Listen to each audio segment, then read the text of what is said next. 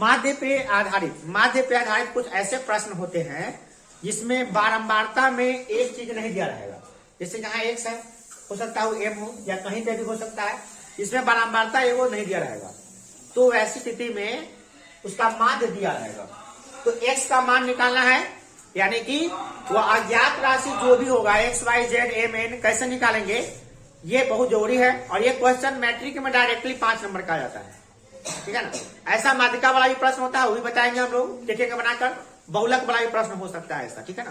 तो पहले हम लोग माध्य और माध्यिका वाला बना के देखते हैं। इसका माध्य दिया हुआ है, एक्स का मान निकालना है।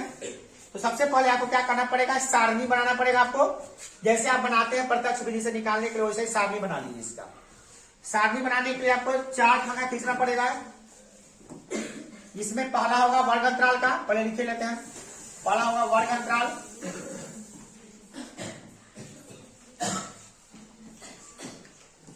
फिर होगा बारंबारता,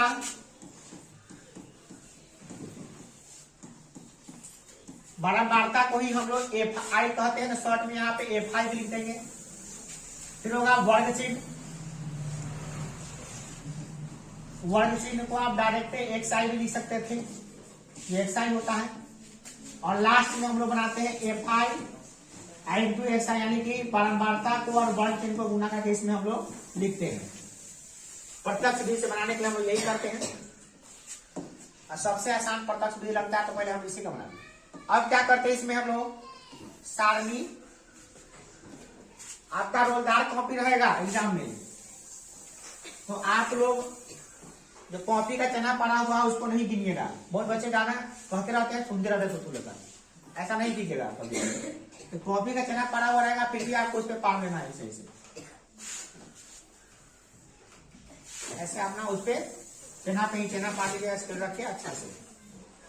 और इसमें सीधा पाना बहुत जरूरी होता है, टेढ़ा नहीं पाटिएगा। कोशिश कीजिए पूरा एग्जाम स्केल से पारे, और स्केल नहीं है तो अनुमान से सीधा सीधा। मैथ एग्जाम में जाइएगा तो स्केल तो रखना ही पड़ेगा आपको, है ना। 1 2 3 4 5 6 ठीक बन गया। चलिए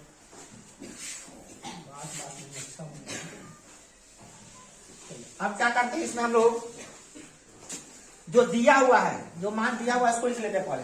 तो 0 से 20 दिया हुआ, इसको हम लोग ऐसे उतार देंगे जैसे दिया हुआ है।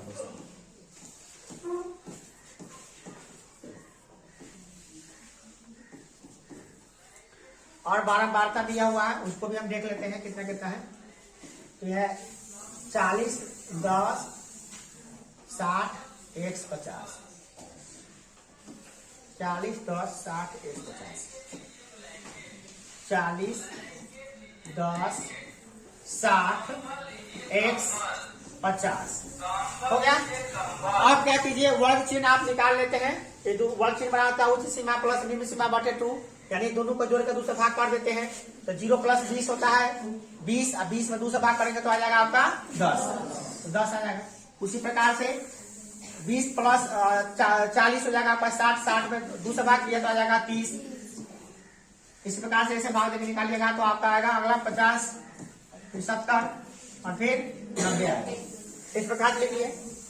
अब जैसे आप लोग एफ आई एक्स आई को गुना करके लिखते हैं, वैसे ही सेम टू सेम गुना करके आपको लिखना है।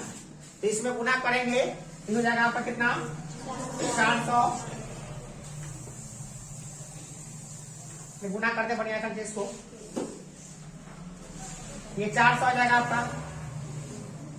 इसमें गुना कीजिएगा 300 में 10 से 300 आएगा, 30 में 10 से 300 आ जाएगा। 6 5 30, 30 पर 2 0 3 आ जाएगा। 70 गुने x जो है ना 70 x होता है, याद रखिएगा। 9 × 45 पर 2 0 यानी 45 हो जाएगा। अब क्या कीजिए, संख्या वाला को जोड़ दीजिए, जो संख्या में दिया हुआ ना उसको जोड़ दीजिए आप। पहले एफ आई निकाले, तो एफ आई कितना आता देखते हैं। 40 और 10 50, 50 और 60 110, 110 + 50 कितना हो जाएगा 160। तो सिग्मा एफ आई निकाल रहे हैं तो कितना आ रहा है 150, कितना 160 आया है। चलिए 160 आ गया। आप प्लस x का x से रह जाएगा यहाँ, ठीक है ना। इस सब को जोड़े हैं तब 45 और 300 7500 7500 और 300 7800 7800 और 400 8200, कितना है 8200। ठीक है ना, 8200 है ना।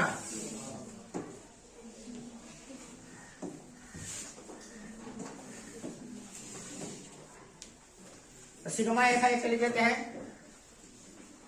सिग्मा एफ आई एक्स आई बराबर कितना है 8200 है ना, 8200 है, ठीक है। सिग्मा एफ आई एक्स आई आया आपका 8200, एक्स वाला नहीं जोड़ा है उसमें, तो ये 70 एक्स रह जाएगा आपको इधर साइड में, बस इतना ही ध्यान रखना था और कुछ नहीं। हो गया। अब क्या करना है आपको, माध्य जो दिया हुआ है कितना 60, तो माध्य बराबर फॉर्मूला को रखना है। तो प्रत्यक्ष विधि से जब हम माध्य निकालते हैं तो माध्य बराबर फॉर्मूला होता है माध्य बराबर, चूंकि माध्य बराबर सिग्मा एफ आई एक्स आई बटे सिग्मा एफ आई, ये फॉर्मूला होता है। तो इस पे सब कुछ रख दीजिए, जो चीज दिया रहेगा उसी रख दीजिए, जो नहीं दिया हुआ उसको छोड़ दीजिए। क्यों कौन चीज दिया रखते हैं, माध्य इसका सवाल में ही दिया था कितना है 60, सिग्मा एफ आई एक्स आई निकाले हैं तो यह है 8200 प्लस 70 एक्स, 8200 प्लस 70 एक्स। अब बटा बारंबारता इसका दिया, सब जोड़े हैं, एफ आई निकाले सिग्मा एफ आई, तो कितना है 160 प्लस एक्स। अब क्या करेंगे हम लोग, इसको सॉल्व करके एक्स का मान निकालेंगे। ये हो गया आपका समीकरण। समीकरण हम लोग बचपन से बनाते आते हैं, छठा से ही बनाते हैं। इसको सॉल्व करना बहुत ही आसान है। ये जो इधर भाग में देख रहे हैं क्या हो जाएगा, गुना हो जाएगा, 16 पंचा से 16 96, 1696 पर एगो जीरो ही एगो जीरो ही क्या होगा, 2 जीरो माइनस नहीं माइनस प्लस 60। आपको ऐसा नहीं समझ में आता तो ऐसे लिख लीजिए 60 इंटू 160 प्लस एक्स बराबर 8200 प्लस 70 एक्स। अब इसको सॉल्व कर लीजिए, 1696 पर 2 जीरो बैठा दिए प्लस 60 एक्स हो गया बराबर 8200 हो गया प्लस 70 एक्स हो गया। अब क्या कीजिए, एक्स वाला को बाएं तरफ ले आइए और संख्या वाला को दाएं तरफ ले जाइए। तो एक्स में इधर क्या है 60 एक्स है, इसी को उधर ले जाइए, सबसे बढ़िया रहेगा, कोई दिक्कत नहीं है। एक्स वाला को उधर ले आइए, संख्या वाला को इधर ले आइए, ये हो जाएगा 9600, इधर प्लस में 8200 है, इधर आएगा तो माइनस में 8200 होगा, माइनस में 8200, इधर बचा हुआ है 70 एक्स, इस 60 एक्स प्लस हो जाएगा तो माइनस में हो जाएगा, माइनस 60 एक्स। अब इसको घटा दीजिए, 0 में से 0 गया 0, 0 में से 0 गया 0, 6 में से 2 गया 4, 9 में से 8 गया 1, बराबर हो गया आपका 60, 70 एक्स माइनस 60 एक्स बराबर हो जाएगा आपका 10 एक्स। अब इसको सॉल्व करते हैं तो 1400 आई बटा में 10 जाता है, क्योंकि उधर गुना ही रहेगा तो भाग, तो एक्स का मान आप यहाँ से बहुत ही आसानी से निकाल लिए हैं, जो आया है कितना आपका 140 बराबर एक्स, यानी अर्थात एक्स का जो अभिष्ट मान है, अतः एक्स का जो अभिष्ट मान है, अभिष्ट मान जो है वो कितना है 140 लास्ट में आंसर है, ठीक है ना। इस प्रकार से इसका हम लोग सॉल्व करते हैं। इसमें क्या था देख रहे हैं, ध्यान से देखिए तो समझ में आएगा, कुछ नहीं था, जैसे हम लोग प्रत्यक्ष विधि से मान निकालते हैं वैसे ही सब कुछ किए हैं। बशर्ते एक के बाद का ध्यान रखना पड़ता है कि एक्स वाला नहीं जुड़ता है, अलग रह जाता है। यहाँ पे भी एक्स वाला अलग हो गया है।